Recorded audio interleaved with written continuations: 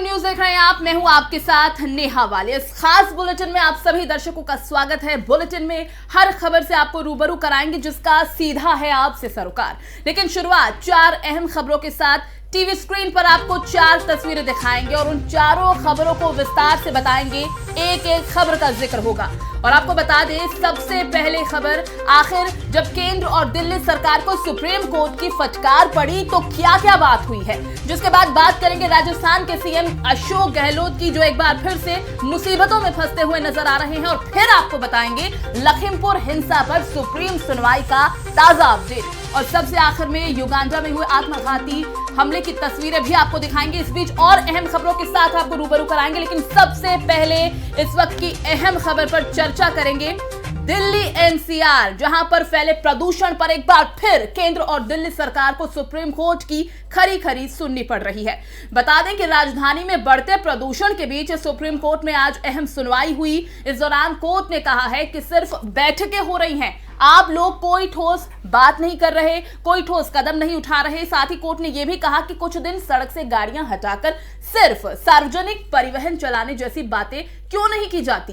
इस पर दिल्ली सरकार ने जवाब दिया कि हमने दफ्तरों को बंद कर दिया है, लेकिन एनसीआर से तो गाड़ियां आएंगी ही। इस तर्क पर जस्टिस चंद्रचूड़ ने पूछा कि क्या आप सीएनजी बसों की संख्या बढ़ा सकते हैं जिससे लोग उसमें दफ्तर जाएं। जिस पर दिल्ली सरकार ने कहा कि सफाई के लिए कई मशीनें लगाई गई हैं। इस पर सुप्रीम कोर्ट ने फटकार लगाते हुए कहा कि इतनी मशीन उतनी मशीन की बात हो रही है, क्या कुछ मशीनें 1000 किलोमीटर की सफाई करेंगी।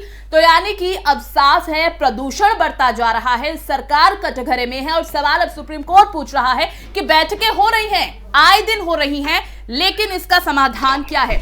इस पर चर्चा के लिए आम आदमी पार्टी से वंशराज दुबे जी हैं हमारे साथ, बहुत बहुत स्वागत है आपका। बीजेपी से संदीप दुबे जी हैं, आपका भी बहुत बहुत स्वागत है। और पर्यावरणविद कुलदीप मलिक जी भी हैं, आप तीनों का बहुत बहुत स्वागत है। सबसे पहले आम आदमी पार्टी से वंशराज दुबे जी, आप ही से मेरा सवाल है कि सुप्रीम कोर्ट फटकार लगा रहा है, सवाल पूछ रहा है, प्रदूषण बढ़ता जा रहा है, सरकार क्या अहम कदम उठा रही है सिर्फ बैठकें करने के अलावा। देखिए नेहा जी, मैं आपको सबसे पहले स्पष्ट कर दूं, ये जो आप जिस पोल्यूशन की बात कर रही है कोई नई बात तो है नहीं। दूसरी सबसे मुझे लगता है कि सबसे महत्वपूर्ण है कि इस पे हम सबकी सामूहिक जिम्मेदारी होती है। सर रोकना चाहूंगी, बात वही है, लेकिन समस्या ये है कि प्रदूषण बढ़ रहा है और लोग परेशान है, इसलिए सवाल आपसे पूछ रहे हैं सर। मैं स्पष्ट कर दूं, देखिए ऐसा है कि आज तक अभी तक देश में जो केंद्र हमारी सरकार बैठी है उसमें पोल्यूशन को कंट्रोल बोर्ड ने क्या आप देखिए उसकी क्या रिपोर्ट है। वो जो आप एनसीआर क्षेत्र की बात कर रही है, आज की केंद्र में भारतीय जनता पार्टी की सरकार और सुप्रीम कोर्ट में इनका 2 हलफनामा पड़ा हुआ है। एक हलफनामे में भारतीय जनता पार्टी की तरफ से कहा जा रहा है कि जो पराली जलाई जाती है उसमें लगभग 35% जो पोल्यूशन हो रहा है पराली से हो रहा है। दूसरा, जब लगा कि किसान हमको दुत्कारेंगे, किसान जैसे पहले ही गांव से भगा रहे हैं तो दोबारा हमको भगाना स्टार्ट कर देंगे। अब इनका दूसरा हलफनामा गया कोर्ट में और उन्होंने कहा कि नहीं भाई, पराली से तो मात्र 10% का जो है पोल्यूशन हो रहा है। तो इनका जो दोहरा चरित्र है वो पूरा देश देख रहा है। नंबर 2 पे आप देखिए कि उधर पंजाब की बात आप कर लीजिए।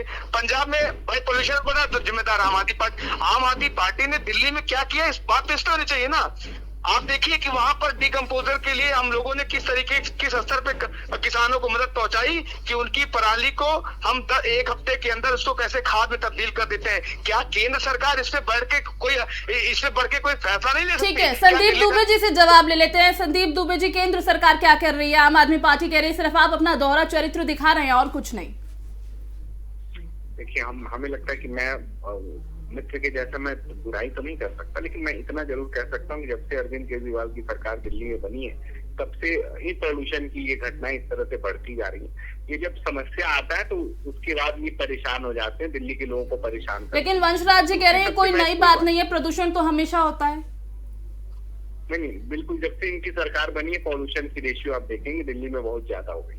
दूसरी जो सबसे महत्वपूर्ण बात है, क्योंकि किसी से संवाद नहीं करते, किसी एजेंसियों से बात नहीं करती, सब कुछ निर्णय लेते हैं और सेमी ये सरकार है। पॉल्यूशन के विषय में जब सबके भाव की आवश्यकता है, सबको मिलजुल के इससे लड़ाई लड़ने की आवश्यकता है। अरविंद जी अकेले ही लड़ लेते हैं और दिल्ली को पॉल्यूशन फ्री बना देते हैं। आज विषय ये नहीं है कि पॉल्यूशन के खिलाफ लड़ाई हो रही, विषय ये है कि जैसे हमारे आम आदमी पार्टी के मित्र साथी ने जिस तरह से बातें रखी, उस बातों से दुख होता है कि हम लोग अपनी समस्या को लेके दूसरे पे दोषारोपण करें। आप चीफ मिनिस्टर हैं, आप उसकी समस्या के निदान पे बात करिए, और आप तो धरना देने में माहिर हैं। इस विषय में क्यों नहीं एक भी धरना हुआ? इस विषय में क्यों नहीं गली गली घूम के लोगों को जागरूकता फैलाने की कोशिश हुई? दूसरा, आपको मैं आज ये बात कह रहा हूँ, अरविंद केजरीवाल मिली हुई है, इस पे जांच होना चाहिए कि आजकल ऑक्सीजन और एयर प्यूरिफाई के बहुत बड़े घोटाले में दिल्ली सरकार शामिल है। ये लोग एयर प्यूरिफाई बिकवा रहे हैं, पॉल्यूशन करवा रहे हैं, और वो कंपनियों के साथ इनकी साठगांठ है। ये बहुत जल्द इस तरह की चीजें निकल के आएंगी। आप देखेंगे कि दिल्ली में इस तरह के विषय में पॉल्यूशन बढ़ा के और एयर प्यूरिफाई बेचने का काम वहाँ बहुत तेजी से। ठीक है वंशराज जी, ये जो आरोप है आप पर लगाए जा रहे हैं, आपकी सरकार पर लगाए जा रहे हैं, सुप्रीम कोर्ट भी फटकार लगा रही, कह रही कि बैठकें कर रहे हैं, लेकिन समाधान क्या निकल रहा है? लॉकडाउन तक की हिदायत दे दी गई है। वास्तविकता क्या है आपसे हम समझने की जरूर कोशिश करेंगे, क्योंकि आम जनता परेशान है। प्रदूषण का लेवल आप खुद जानते हैं बहुत ज्यादा बढ़ गया है, तो सरकार अब क्या आगे करने की सोच रही है इस वक्त? देखिए, सबसे पहले तो मैं आपको स्पष्ट कर दूं, जो हमारे मित्र यहाँ पर सफाई दे रहे हैं, अभी आपने देखा दीपावली के त्योहार में पूरी की पूरी पार्टी और सरकार लगातार लोगों से दीपावली में बात नहीं लगाने से भारतीय जनता पार्टी के लोग गणों का त्योहार आप उसे बनाने नहीं देंगे, हिंदुओं के त्योहार को मनाने नहीं देंगे, किसी को दिवाली नहीं मनाने देंगे। आपने एक और एयर प्यूरिफाई लगा रखा है दिल्ली के अंदर, सिटी में वो काम कर रहा है कि नहीं कर रहा? वो तो हवा साफ करने का मशीन था। तो आपने प्रॉमिस किया था, और बड़े बड़े हमें लगता है कि जितना पैसा खर्च ऐड में हुआ उतने का अगर एयर प्यूरिफाई लग गया होता पूरे दिल्ली में तो ये पॉल्यूशन भी ठीक है। एक बार कुलदीप जी से भी हम समझने की कोशिश करते हैं। कुलदीप जी, आपसे हम समझने की कोशिश करेंगे, हालात से आप भी रूबरू हैं कि दिल्ली एनसीआर के हालात क्या है, प्रदूषण का लेवल किस तरह बढ़ता जा रहा है, अस्थमा के जो पेशेंट्स हैं उन्हें बहुत ज्यादा दिक्कतों का सामना करना पड़ रहा है, पराली हो या फिर दिवाली के बाद जो समस्या है, चाहे वो पटाखे जलाने के बाद हालात बिगड़े हों। आप जरूर हमारे दर्शकों को ये समझाइए एक बार कि किस तरह से आपको लगता है कदम उठाने चाहिए ताकि कंट्रोल हो पाए पॉल्यूशन। अभी पूरा पॉल्यूशन की चादर से दिल्ली एनसीआर ढका हुआ है इस वक्त। देखिए नेहा जी, एक तो मैं आपको ही थोड़ा सा मॉडिफाई कर दूं, ये जो पोल्यूशन की समस्या है ये केवल दिल्ली एनसीआर की समस्या नहीं है, बिल्कुल हिंदुस्तान की समस्या है। बिल्कुल हम सहमत हैं। ताजा आंकड़ों की बात करें तो 15 जो टॉप मोस्ट शहर है तो उनमें से केवल 10 शहर हिंदुस्तान के अंदर है, उसमें फैजाबाद भी है, कानपुर भी है, नोएडा भी है, आपका गाजियाबाद भी है। तो ये समस्या पूरे हिंदुस्तान की है, और ये कोई 4 महीने की समस्या नहीं जैसे मीडिया के ऊपर दिखा जाके अक्टूबर से लेके जो है ये फरवरी तक की समस्या, ये 12 के 12 महीनों की प्रॉब्लम है। और जहां तक इसके निदान का जो है सवाल है कि भाई इसका निदान कैसे होगा, इसका हल कैसे निकलेगा, हल निकालने वाले हैं आप और हम, और खास तौर से इस देश के राजनेता। जो ये मीडिया के ऊपर बहस होती है, आम आदमी पार्टी के जो अभी स्पोकमैन थे वो बीजेपी वालों के ऊपर जो है दोषारोपण करे, और बीजेपी वाले जो है आम आदमी पार्टी के ऊपर दोषारोपण करे, लेकिन इसमें जो पिसने वाले लोग हैं वो आम इंसान है, वो हम और आप जैसे। बिल्कुल सही कह रहे हैं आप, बिल्कुल सही कह रहे हैं कि आप जैसे जो मीडिया बंधु है इस मुद्दे को कम से कम उठा रहे। अदरवाइज मुद्दे तो यहाँ पे हिंदू मुस्लिम और मंदिर मस्जिद के चल रहे हैं, इनको क्या चिंता पड़ी कि भाई आम आदमी को कितना नुकसान हो रहा है इस पोल्यूशन के कारण। जी वही आपसे समझने की कोशिश करेंगे कि क्या निदान आप समझते हैं, कैसे हो पाएगा हल इसका? देखिए, जहां तक निदान की बात है, सबसे पहले तो ये आरोप और प्रत्यारोप का जो है ये बंद हो, और आम पब्लिक को भी समझना पड़ेगा कि इस देश की हकीकत में क्या समस्या है। जैसे अभी फिलहाल मैं अगर करंट सिनेरियो की बात करूं, पूरे हिंदुस्तान के अंदर 5 राज्यों की विधानसभा के चुनाव होने वाले। आदरणीय प्रधानमंत्री जी कल उत्तर प्रदेश में थे, एक्सप्रेस वे का उद्घाटन कर रहे थे, जगह जगह इनकी सभाएं हो रही, हर पॉलिटिकल पार्टी की सभाएं हो रही।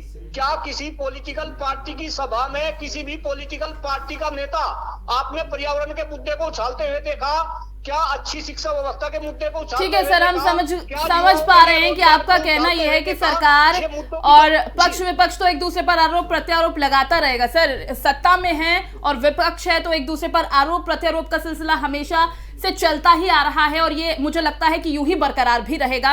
लेकिन ठीक है, हम इस पॉइंट को भी जरूर हाईलाइट करेंगे। बिल्कुल आपने सही कहा कि आम जनता को भी भागीदार बनना पड़ेगा, ताकि पॉल्यूशन का जो लेवल दिन ब दिन बढ़ता जा रहा है, हम और आप इससे परेशान हैं। एफएम न्यूज भी आप सभी से अपील करता है कि आप भी योगदान दें और कोशिश करें कि जिन कारणों की वजह से या फिर कहें कि जिनमें आपका सहयोग है, भागीदारी हो रही है पॉल्यूशन बढ़ने में, आप कृपया करें और कोशिश करें कि पॉल्यूशन ना बढ़े। लेकिन सरकार को भी अब जागने की जरूरत है और ध्यान देने की जरूरत है कि अब ये बहुत ज्यादा हो रहा है, इसे कैसे रोका जा सके। बहुत सारे इसमें उपाय करने की जरूरत है। खैर, आप तीनों का बहुत बहुत शुक्रिया जुड़ने के लिए हमारे साथ। लेकिन आपको बता दें कि जिस तरह से पॉल्यूशन का लेवल बढ़ता जा रहा है, कोशिश अब की जानी चाहिए कि इस समस्या का निदान हो। हालांकि सुप्रीम कोर्ट की तरफ से भी कहा गया है, फटकार लगाई गई है दिल्ली सरकार को कि आप बस बैठकें कर रहे हैं, हल क्या निकल पा रहा है, कोशिश करें, अगर स्थिति नहीं सही होती है तो आप लॉकडाउन भी लगाएं। हालांकि अरविंद केजरीवाल सरकार ने कहा कि बच्चों को स्कूल जाने से रोक दिया गया है, सरकारी जितने भी कार्यालय हैं वर्क फ्रॉम होम की उनको हिदायत दी गई है और लॉकडाउन लगा दिया जाएगा। लेकिन दिल्ली एनसीआर या फिर जो आसपास लगते क्षेत्र है उन्हें भी सहयोग करना होगा।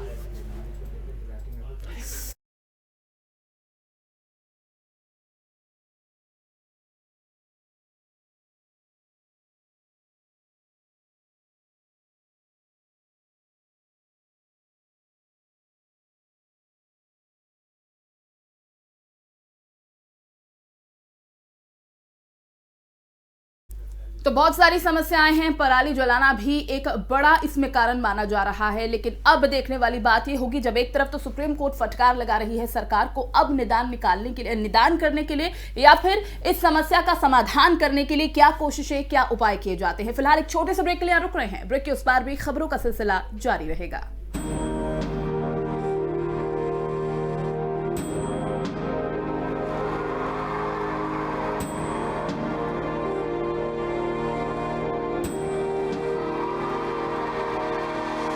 बच्चा बच्चा देशभक्ति पढ़ेगा, अब बच्चा बच्चा देशभक्त बनेगा।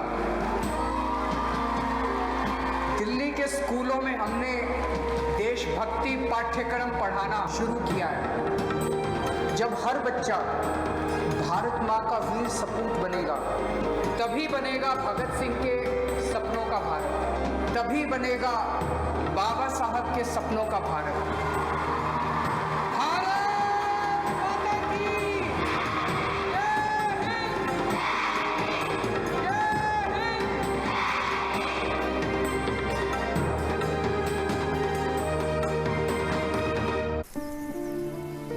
हम सभी जानते हैं कि दिल्ली और उसके आसपास के इलाकों में हर साल अक्टूबर नवंबर के महीनों में पराली के धुएं से प्रदूषण बढ़ जाता है।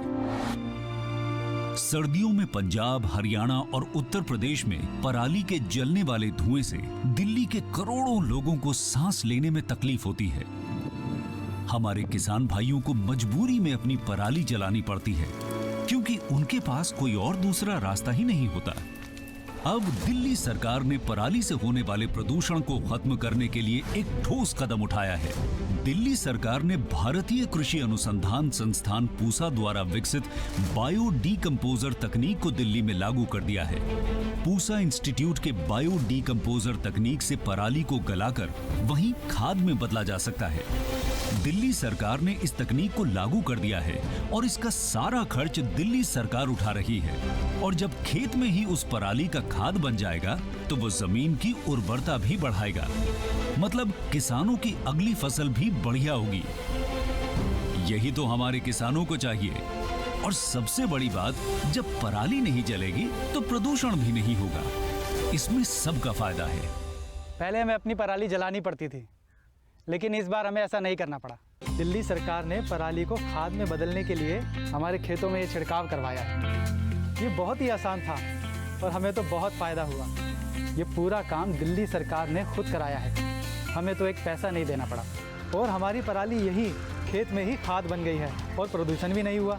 ये बहुत बढ़िया समाधान है। दिल्ली सरकार प्रदूषण को खत्म करने के लिए युद्ध स्तर पर तो काम कर ही रही है, साथ ही किसानों की सुविधाओं का भी पूरा ख्याल रखा जा रहा है।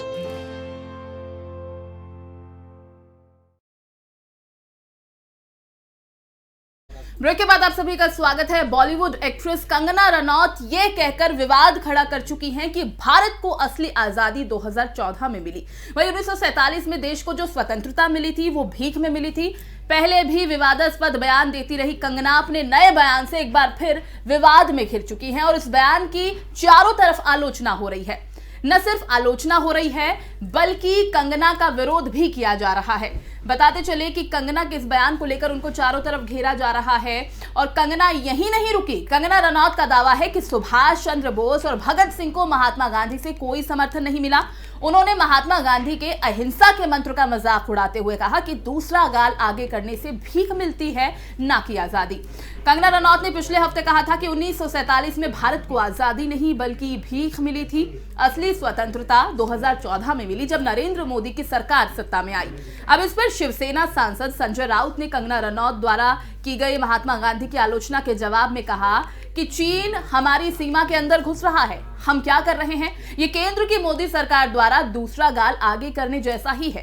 कश्मीर में पंडितों की हत्याएं हो रही हैं और बहुत कुछ चल रहा है। ये सब मैडम को पता रहना चाहिए।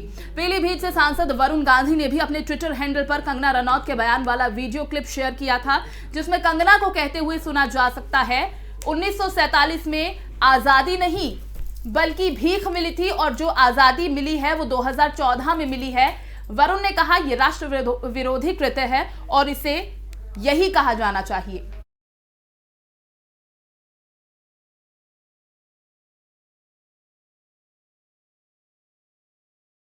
तो कांग्रेस नेता सलमान निजामी ने भी कहा कि यह बयान हमारे स्वतंत्रता सेनानियों का अपमान है जिन्होंने भारत की आजादी के लिए अपनी जान न्यौछावर कर दी। कंगना रनौत का दावा है कि सुभाष चंद्र बोस और भगत सिंह को महात्मा गांधी से कोई समर्थन नहीं मिला। यह दावा उनकी तरफ से किया गया है। कहा उन्होंने महात्मा गांधी के अहिंसा के मंत्र का मजाक उड़ाते हुए यह कह दिया है कि दूसरा गाल आगे करने से आजादी भीख में मिलती है, ना कि जो आजादी मिलती है। कंगना रनौत ने पिछले हफ्ते भी अपना एक बयान दिया था आजादी को लेकर। 1947 में जो भारत को आजादी मिली थी, उन्होंने कहा कि ये सिर्फ भीख में मिली थी हमें आजादी, असल में जो आजादी मिली थी 2014 में मिली थी। और इसी के साथ आपको बता दें कि एक और पार्टी नेता सलमान सोज ने अपने ट्विटर पर पोस्ट लिखा है कि जब रनौत ने कहा कि भारत की वास्तविक आजादी 2014 में मिली, 1947 में नहीं, तो कुछ लोगों ने तालियां बजाई। महात्मा गांधी के परपौत्र तुषार गांधी ने भी ट्वीट किया, पद्मश्री कंगना रनौत नफरत, असहिष्णुता और अनर्गल उत्साह की एजेंट है। यह हैरानी की बात नहीं है कि उन्हें लगता है कि भारत को आजादी 2014 में मिली। और आपको ये भी बता दें कि लगातार इस बयान के बाद अब कंगना रनौत निशाने पर आ चुकी हैं। उनका विरोध किया जा रहा है, उनका पद्मश्री पुरस्कार भी वापस ले जाने की मांग की जा रही है। वहीं जयपुर में कांग्रेस नेता ने कंगना के खिलाफ वैशाली नगर पुलिस थाने में आजादी कमेटी के खिलाफ शिकायत भी दर्ज कराई है। और थाने के SHO हीरा लाल सैनी ने शिकायत में बताया है कि कंगना रनौत ने आजादी को भीख में मिली बताया, जिससे हमारे देश के संविधान और स्वतंत्रता सेनानियों का अपमान हुआ है। पुलिस इस मामले की जांच कर रही है।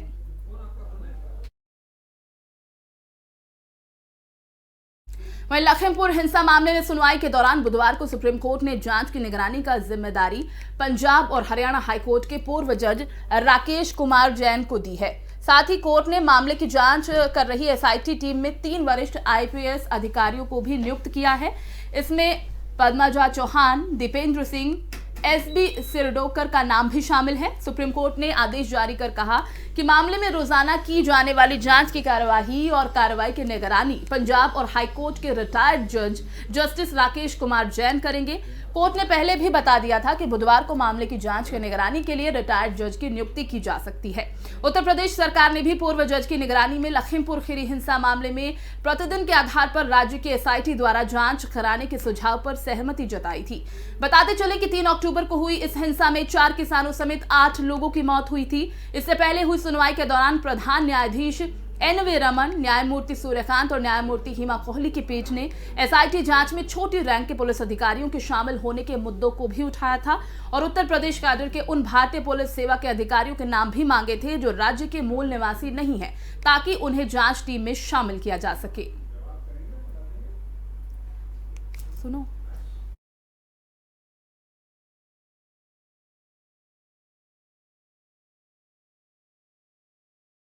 बढ़ते आगे, प्रधानमंत्री नरेंद्र मोदी ने आज हिमाचल प्रदेश की राजधानी शिमला में वीडियो कॉन्फ्रेंसिंग के जरिए 82वें अखिल भारतीय पीठासीन अधिकारी सम्मेलन का उद्घाटन किया।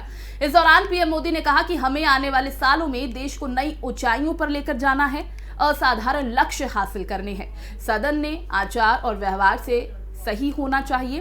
ये हम सबकी जिम्मेदारी है। पीएम आगे कहते हैं, ये सम्मेलन हर साल कुछ नए विमर्शों और नए संकल्पों के साथ होती है। हर साल इस मंथन से कुछ ना कुछ अमृत निकलता है। आज इस परंपरा को 100 साल हो रहे हैं। ये भारत के लोकतांत्रिक विस्तार का प्रतीक है।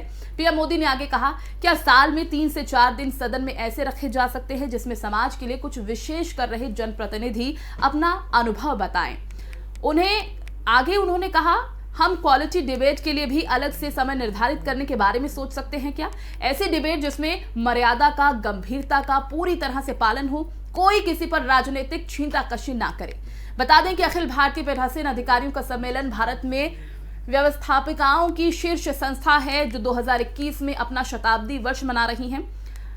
AIPOC का शताब्दी वर्ष मनाने के लिए अखिल भारतीय पीठासीन अधिकारियों के सम्मेलन के 82वें संस्करण का आयोजन 17 से 18 नवंबर 2021 को शिमला में किया जाएगा। राजस्थान के मुख्यमंत्री अशोक गहलोत एक बार फिर से चर्चा में है, लेकिन इस बार जयपुर में मुख्यमंत्री उस समय अजीब सी स्थिति में फंस गए जब उन्होंने ऐसे ही शिक्षकों से पूछ लिया कि क्या तबादले के लिए उन्हें पैसे तो नहीं देने पड़ते।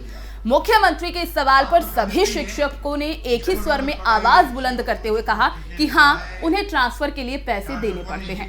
दरअसल मुख्यमंत्री जयपुर में शिक्षक सम्मान समारोह में पहुंचे थे।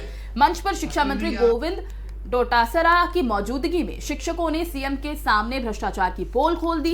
इस पर मुख्यमंत्री ने कहा, यह बहुत दुखदाई है कि शिक्षकों को पैसे देकर तबादला करवाना पड़े। कोई पॉलिसी बन जाए, सबको मालूम रहे कि उनका ट्रांसफर कब होना है। अब इस पूरे वाकये का वीडियो भी सामने आ रहा है।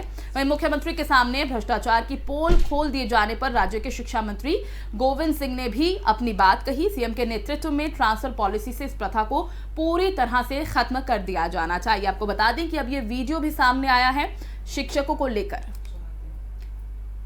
कर्तव्य है उसमें हम कमी नहीं रखेंगे, बाकी हमारे ऊपर छोड़ दीजिए। आप तो खाली इतना ही है, स्कूलों में पढ़ाई अच्छी हो, स्कूलों में टीचर आए। ट्रांसफर पॉलिसी की बात भी आपने करी थी, वही बहुत गंभीर विषय है। उस पर भी आप कोई सुझाव दीजिए मंत्री जी को कि भाई ट्रांसफर पॉलिसी ऐसी बन जाए किसी का हार्ड बर्निंग नहीं हो। अभी क्या हो रहा है कि जिसकी जो चल गई है एमएलए के साथ में या मंत्री के साथ में,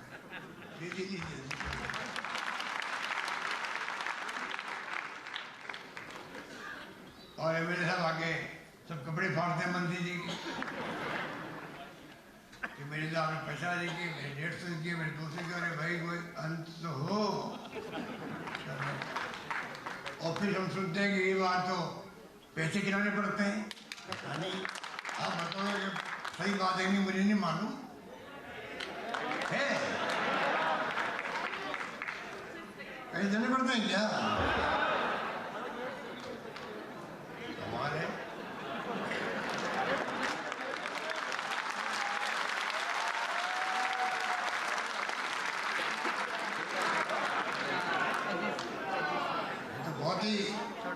दुखदाई बात है कि टीचर्स पैसे देके ट्रांसफर करवाने के लिए वो लालच रहे कि उसको, मैं समझता हूँ कि कोई ऐसी पॉलिसी बन जाए जिससे कि आपको ये कॉन्फिडेंस में मेरा नंबर तो 2 साल आपको मालूम पड़ जाना चाहिए। मेरी ट्रांसफर होगी तो 2 साल लगेगी, 3 साल लगेगी, 1 साल लगेगा। सबको मालूम रहे, ना पैसे चलेंगे और ना एमएलए साहब को आप तंग करोगे, आप भी तंग करोगे। देखिए, ये जो खेल हो रहा है राजस्थान के अंदर, कांग्रेस के अंदरूनी नोक झोंक जो हम सबको एक सीरियल की तरह दिखाई दे रही है, ये ठीक है, अपने आप में इनका एक खेल चल रहा है। एक दूसरे की टांग खींचने में लगे हुए हैं, एक दूसरे की पोल खोलने में लगे हुए हैं, सार्वजनिक रूप से भी हो रहा है और अंदर भी हो रहा है।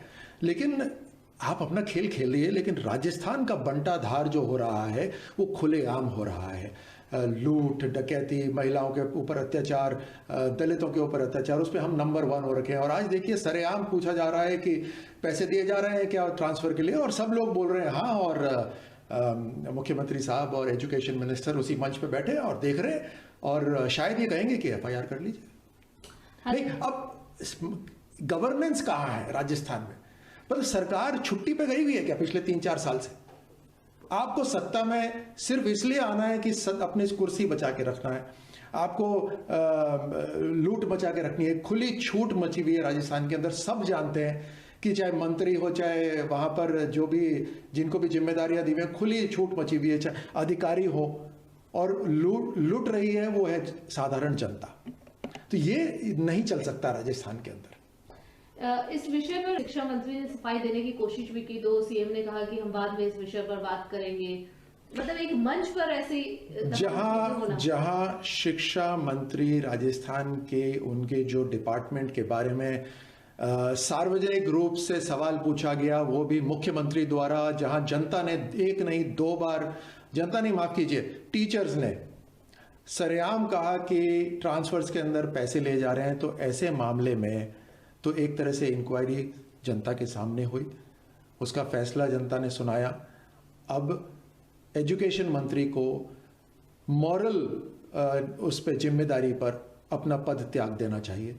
अगर वो अपना पद नहीं त्यागते क्योंकि कुर्सी बचा के रखना चाहते हैं, तो कम से कम मुख्यमंत्री जी को उनको अपने पद से हटाना चाहिए, नहीं तो एक इंक्वायरी होनी चाहिए। इसके ऊपर तो बिल्कुल सरासर पूरी तरह से इंक्वायरी होनी चाहिए कि एक ऐसा नेक प्रोफेशन, ऐसा नेक व्यवसाय, ऐसा नोबल व्यवसाय जो हमारे आने वाली पीढ़ी का मार्गदर्शन करेंगे, वो अपने तबादले के लिए या तो जी हजूरी करनी पड़ती है या उनको रिश्वत देनी पड़ रही है। ऐसा माहौल हो गया है। वहीं युगांडा की राजधानी कंपाला में 2 भीषण विस्फोट से दहशत का माहौल पैदा हो गया। बता दें कि इसमें कम से कम 3 नागरिकों की मौत की खबर सामने आ रही है। पुलिस ने इसे सरकार पर विरोधी चरमपंथियों का समन्वित हमला बताया है। साथ ही पुलिस ने बताया कि विस्फोटकों में 3 आत्मघाती हमलावर भी शामिल हैं। विस्फोट से कंपाला में अफरा तफरी मच गई। आप जरा तस्वीरें देखिए, ये हैरान कर देने वाली तस्वीरें हैं। तो आपको बता दें कि पुलिस प्रवक्ता ने कहा, बम हमले में खासकर आत्मघाती हमलावरों से हमले का खतरा अब भी बना हुआ है। चरमपंथी संगठनों की ऑनलाइन गतिविधियों पर नजर रखने वाली साइट के मुताबिक आतंकवादी संगठन इस्लामिक स्टेट से जुड़े एलाइड डेमोक्रेटिक फोर्सेस ने विस्फोटों की जिम्मेदारी ली है। दोनों विस्फोट 3 मिनट के अंदर हुए हैं और दोनों को विस्फोटक ले जा रहे हमलावरों ने अंजाम दिया था। वहीं आपको ये बता दें कि तीसरे लक्ष्य पर संभावित हमले को पुलिस ने नाकाम कर दिया। पुलिस ने एक संदिग्ध आत्मघाती हमलावर का पीछा किया और उसे मार गिराया गया। हताहतों में पुलिस अधिकारी भी शामिल हैं। अब जरा तस्वीरें देखिए, ये बहुत ही हैरान कर देने वाली तस्वीरें हैं। आशंका और भी जताई जा रही थी कि इस तरह का हमला हो सकता है, लेकिन तीसरे हमले को होने से पहले पुलिस ने रोक दिया।